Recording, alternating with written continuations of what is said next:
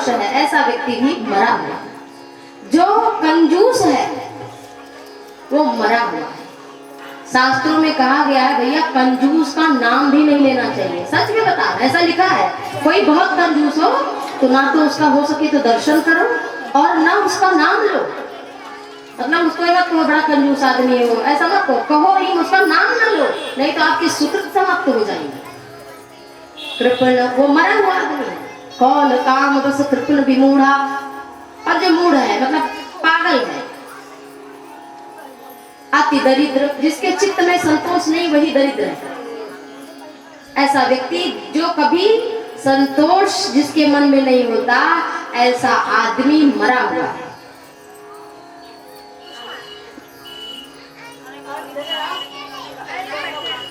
जो सदैव रोग के वश है। कभी कुछ लोगों का होता है काम ना करना पड़े हमारी तबीयत खराब है, कुछ लोगों का रहता, हमने देखा कि सवेरे से रात तक वो बिस्तर पर ही पड़े, कहते हैं बीमार है, बीमार, और इसलिए कि काम ना करना पड़े। जिसको अपयश प्राप्त हो गया है ऐसा व्यक्ति भी मरा हुआ है। जो हमेशा बात बात पर क्रोध करता है ऐसा व्यक्ति अंगद जी कहते हैं मरा हुआ है। जो भगवान श्री हरि के विमुख है वो भी मरा हुआ। अब सोच लो भैया, आप कहीं मरे हुए तो नहीं है, अपने अपने में देखो सब। और जो वेद ब्राह्मण का विरोध करता है वो भी मरा हुआ है। ऐसे 14 प्रकार के अति बूढ़ा व्यक्ति, क्यों चल नहीं पाता, फिर नहीं पाता, केवल बिस्तर पर पड़े हुए सांस ले रहा है, 4 लोग उसकी सेवा में अलग लगे पड़े हैं, ऐसा आदमी वो मृतक के समान। बोली सियावर रामचंद्र की। और उसके पश्चात युद्ध आरंभ हुआ। अंततः युद्ध में सारे राक्षस मारे जाते हैं। कुमाराम मृदु चित करुणा कर बैर भाव सुमिरहि मोहि निश्चर देहि परम गति असजिय जानी अस कृपाल को कहु भवानी। देखिए कथा विश्राम की ओर है। कृपया जो जहाँ है शांति से 10 मिनट केवल आपका लेंगे, हम ज्यादा नहीं, 10 मिनट।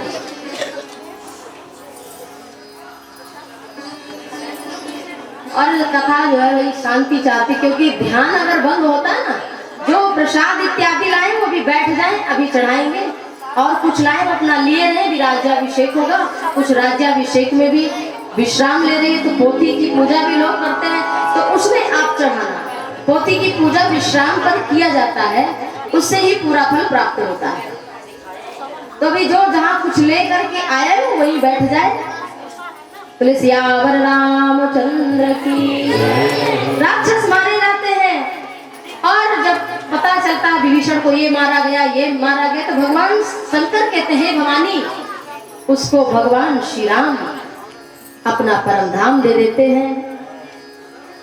और कुंभकर्ण मेघनाथ का भगवान श्री राम उद्धार करते हैं। और उसके पश्चात में रावण युद्ध करने के लिए अकेले आता है। तो स्वामी तुलसीदास जी कहते हैं काटत बढ़हि शीस समुदायी जिन प्रतिलाभ लोभ अधिकारी। काटत बढ़हि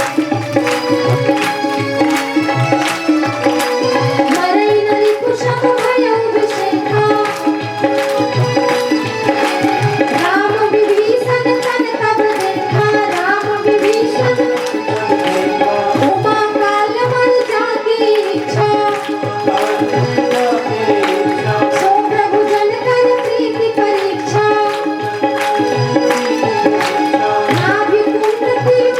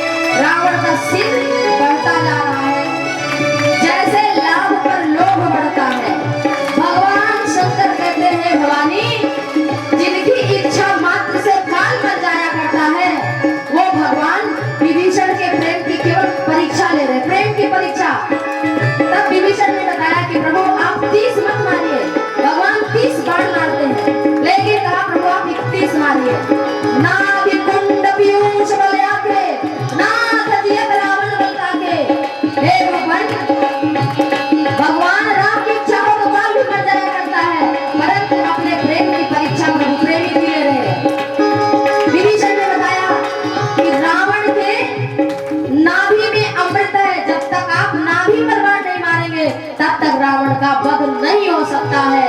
और जब कहा तो प्रभु श्री राम जी ने सायक एक नाभि सरसों का, सायक एक नाभि सरसों का, अपर लगे भुज सिर करी रोसा, अपर लगे भुज सिर करी रोसा।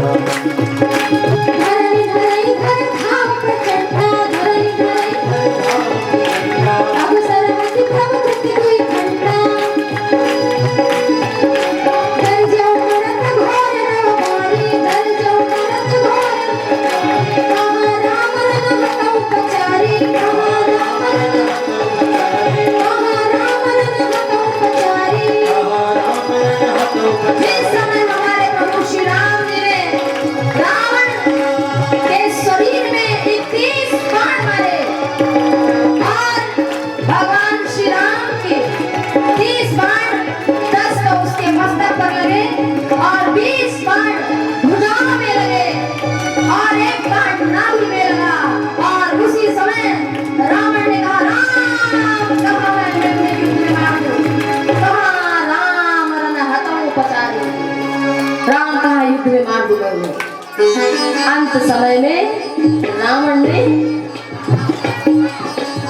भगवान का नाम लिया। पूरे समय राम नहीं कहा कभी जिंदगी में उसने, लेकिन अंतिम समय में कहा। और तासु तेज समान प्रभु आनंद, रावण के शरीर से एक तेज पुंज निकला। तासु तेज समान प्रभु आनंद, भगवान के शरीर में रावण की आत्मा प्रवेश कर गई और सिर जाकर मंदोदरी के सामने पड़ा है। और आज मंदोदरी रुदन कर रहे हैं नाथ, आपके बल से देवता दैत्य गंधर्व यक्ष किन्नर सब कांपते थे। और आज आपका वह राम से विरोध करना मात्र आपके लिए भारी पड़ गया। काल विवश पति कहा न माना, अब जगन्नाथ मनुज पर जाना। जो जगत के नाथ थे, काल के वश होने के कारण आपने भगवान को मनुष्य माना। इस तरह से भगवान ने रावण का वध किया, विभीषण का राज्याभिषेक करवाया लक्ष्मण जी को भेज करके। और आज जब विभीषण का राज्याभिषेक हो गया तो बहुत सारे वस्त्र आभूषण विभीषण जी ले आकर के राम जी को देते हैं कि बानर भालू में बांटो। और आज सब बानर भालू अच्छे अच्छे कपड़े पहन लिए और राम जी के पास आकर बोलते हैं राम जी कैसा लग रहा है, बंदर कपड़ा पहन के कैसे लगेगा। आप सोचिए, भगवान हंस रहे हैं, विरोध कर रहे हैं। जो मुनियों के मन के लिए अगम है, जो संकट जी के हृदय में निवास करते हैं, वो भगवान बंदरों के साथ हंसी मजाक कर रहे हैं। प्रभु ढाका लगा के हंस रहे हैं, सब बहुत बढ़िया लग रहे हैं, बहुत बढ़िया, अति आनंद हो रहा है। अब भगवान ने कुछ बानरों को विदा कर दिया।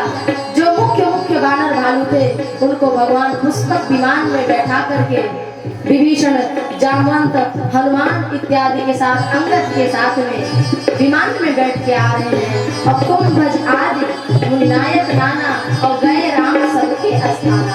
राम जी सारे मुनियों के आश्रम होते हुए जहाँ पर मेघनाथ का लक्ष्मण ने वध किया था वो स्थान दिखाया, जहाँ पर रावण का वध हुआ था वो स्थान दिखाया।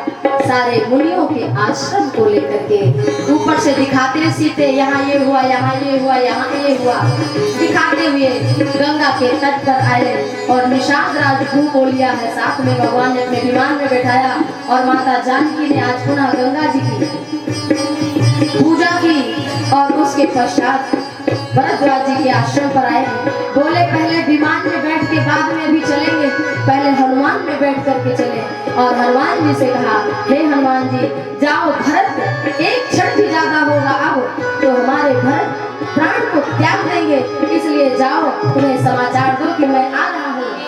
और इधर श्री हनुमान जी महाराज जी ब्राह्मण रूप करके आए हैं, धारण करके भरत जी को ये समाचार सुनाया है। तो भरत जी ने क्या कहा है कि मैं आपसे पूर्ण नहीं हो सकता हूँ। अति आनंद हुआ है भरत जी को, पूरी अयोध्या में अति आनंद उत्साह हो रहा है। प्रभु यहाँ से फिर आगे बढ़े। गोस्वामी तुलसीदास जी कहते हैं कि सुंदर विमान में बैठ करके जा रहे हैं। चलत विमान कोलाहल होई और जय रघुवीर कहाई सब कोई। जब विमान चलता है तो कोलाहल हो रहा है, सब लोग बोलते हैं विमान में, बोले सियावर रामचंद्र की, बोले सियावर रामचंद्र की, सियावर रामचंद्र की। ऐसे ही जयकारा लगाते हुए विमान में बैठ करके आ रहे हैं। और जब आया विमान तो सरयू के तट पर अपार भीड़ हो गई। विमान नीचे उतरा और गुरुदेव के चरणों में श्री रघुनाथ जी ने प्रणाम किया। और जितने बानर भालू है धरे मनोहर मनुज शरीरा, सब के सब बानर जो है आज मनुष्य बनकर आए हैं। बानर भालू धरे मनोहर मनुज शरीरा। बानर भालुओं को भगवान ने क्या बना दिया? क्योंकि भगवान जानते थे कि अभी ये होगा भाई, नहाओ धो, तो ये हमारे मित्र सखान हैं। अब आदमी कहते कि चलो बंदरों को नहलाना है, तो किसकी हिम्मत जो एक बंदर को नहला? पूरी फोर्स लग जाएगी, बंदरों को कौन नहला सकता है? तो इसलिए भगवान ने कहा। और वैसे भी राम कथा पशुता से मनुष्यता सिखाती है। जो पशु जैसी बुद्धि है, हमारा पशु जैसा विचार है, पशु जैसे जो कर्म है, वो मनुष्य जैसे बन जाए। इसीलिए मानो भगवान श्री राम कहते हैं राम कथा सुन लो पूरी तो मनुष्य जैसा आचरण प्रारंभ कर दो। और यही है बानरों का मनुष्य शरीर। राम कथा मनुष्य बनना सिखाती है। उसके पास जाकर गुरु के चरणों में प्रणाम किया। गुरुदेव से कहा कि गुरुदेव ये सब बानर भालू हमारे युद्ध में साथ में सहायता कर रहे थे। और बानर भालुओं से कहते हैं कि गुरु जी की कृपा से हमने राक्षसों का वध किया, अपना कोई कुछ नहीं। और फिर राम जी सारे अयोध्या वासियों से मिले। क्षण मही सब ही मिले भगवाना, उमा मरम यह काहू न जाना। अमित रूप प्रगटे तेहि काला, और जथा जोग मिले सब ही कृपाला। एक साथ में जितने अयोध्या वासी थे, जो छोटा है उससे छोटे मिल, और जो मित्र है तो उससे गले लग रहे हैं, माताओं के समान है तो उनके चरण लग रहे हैं। मतलब जथा जोग विधि मिले सब ही कृपाला। जो जिस आयु का है उसी के अनुसार उसे, किसी को प्रणाम कर रहे हैं दंडवत राम जी, तो किसी को हृदय से लगा रहे हैं, और कोई तो राम जी के चरण छू रहा है। इस तरह से राम जी सबसे एक साथ में मिले। उसके पश्चात बड़ा आनंद हुआ। तो ये हुआ कि भाई अब भरत जी के जटा है, जटा। और श्री रामचरितमानस में लिखा है कि पुण्य करुणा निधि भरत हकारे, और निज कर जटा राम निरु आरे। भरत जी जो है उनको बुलाया राम जी ने। जटा है, जटा माने उलझे हुए। आज उलझ, क्योंकि 14 वर्ष से भरत जी ने कभी अपनी जटाओं को, अपने बाल को नहीं संवारा, तो उलझी हुई जटाएं हैं। तो किसी ने कहा कि उलझी जटाएं राम जी क्यों सुलझाएंगे, बहुत सेवक हैं, कोई सुलझा दे। भरत जी की जटा राम जी ही क्यों सुलझाएं? तो राम जी ने कहा अगर भाई भाई में कुछ उलझता है तो बताओ, कोर्ट में बात सुलझ सकती है अगर भाई ना चाहे तो? या कोई समझाने वाला दूसरा व्यक्ति मदद कर सकता है? भाई भाई में उलझी बात हो तो नहीं कर सकता ना। लेकिन अगर भाई चाह ले तो कैसी उलझी बात हो सुलझ ही जाया करती है। राम जी मानो हर भाई के लिए यही उपदेश कर रहे हैं कि भाई हो तो भाई से लड़ो मत, उलझी हुई बातों को सुलझा लो और राम राज्य ला लो। राम राज्य तो विचार की भावना है। आपके अगर भीतर विचार नहीं है तो राम कथा क्या कर पाएगी? आप विचार बदल के जाओ। यही प्रसाद है, यही प्रसाद, वास्तविक प्रसाद ये है कि जो कुछ सुना है उसको अपने आचरण में कुछ तो धारण करें। और फिर प्रभु श्री राम जी ने भरत जी की जटाओं को सुलझाया है। फिर अनवाए प्रभु तीनों भाई, अपने तीनों भाइयों को बुलाया और राम जी ने निज हाथों से स्नान कराया। और उसके पश्चात बानर भालुओं सबको नहलवाया, सबको कहा ये सब इन सबको नहलवाओ। सेवकों से कहा सब बानर भालू जो आए उनको सबको नहला दो। सबको बढ़िया बढ़िया आभूषण वस्त्र पहनाए गए। फिर प्रभु राम जी गुरु से आज्ञा मांग कर नहाते थे। ऐसा नहीं कि गए कुछ नहा लिया, गुरु जी से आज्ञा मांगा, ऐसा लिखा है इसमें। तूने नीचे जटा राम बिबराए, अपने जटाओं को सेवा कर रहे लेकिन सेवा ले नहीं रहे राम। सबकी जटाओं को सुलझाया, भाइयों को नहलाया, लेकिन अपनी जटा सुलझाने की बात हुई तो लिखा है पुन निज जटा राम बिबराए। अपने हाथों से अपने बालों को राम जी ने ठीक किया है। और गुर अनुशासन मांग न है। भैया इतना कौन किससे पूछता है? बाप से बेटा नहीं पूछ रहा है, गुरु की जानते हो। और हमारे राम जी हैं जो राम राज्य की स्थापना आपके चरित्र से हो सकता है, आपके विचार से हो सकता है। इसलिए राम कथा, अगर राम राज्य आप बनाना चाहते हो अपने घर को, अपने परिवार को, अपने समाज को, तो हर व्यक्ति को अपने विचार को थोड़ा बदलना होगा, थोड़ा राम जी जैसा लाना होगा, थोड़ा भरत जी जैसा लाना होगा। तभी आपके घर में राम राज्य की, आपके समाज में, उस भारतवर्ष में राम राज्य की स्थापना तभी हो सकती है जब हमारी संस्कृति बची रहे। और इसके लिए राम कथा जरूरी है। इसीलिए और राम आज अयोध्या में उनका स्वरूप विराजमान हुआ। यद्यपि भगवान तो कण कण में है और अयोध्यापुरी में, परंतु आज के दिन हम सबका सौभाग्य जो बीता हुआ साल था, आज ही के दिन हम सभी ने कथा भी सुनी थी। यहाँ बीच में कथा पड़ी थी, राम कथा।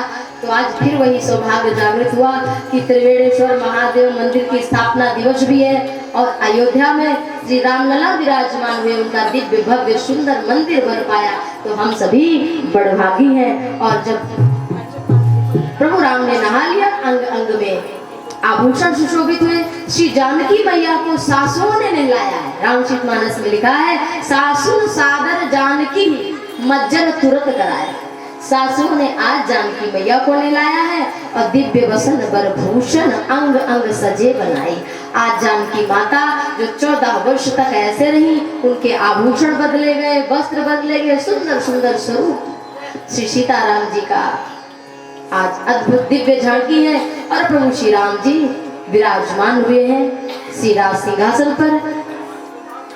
सारे देवता आकाश मार्ग में आए, यक्ष किन्नर गंधर्व अप्सराएं नृत्य कर रहे हैं, देवता पुष्पों की वर्षा कर रहे हैं, ब्रह्मा शंकर भी आज आए हैं। तो ऐसे अवसर पर हम सभी श्री राम जी का राज्याभिषेक करेंगे और मंगल गान गाएंगे, क्योंकि राम जी राजा बने हैं। तो ये बहुत शुभ घड़ी है हम सभी के लिए। जो भक्त चाहे वो राम राज्याभिषेक भी कर सकते हैं। और गोस्वामी तुलसीदास जी लिखते हैं, जो पहली बार तिलक है वो गुरुदेव वशिष्ठ करते हैं। तो पहले आप वृद्ध, मतलब कि जो गुरुजन है यहाँ के, अब वो पहले करेंगे। गोस्वामी तुलसीदास जी कहते हैं, राम जी के राज्याभिषेक करने का सौभाग्य प्राप्त हो रहा है। प्रथम तिलक वशिष्ठ मुनि कीन्हा, प्रथम तिलक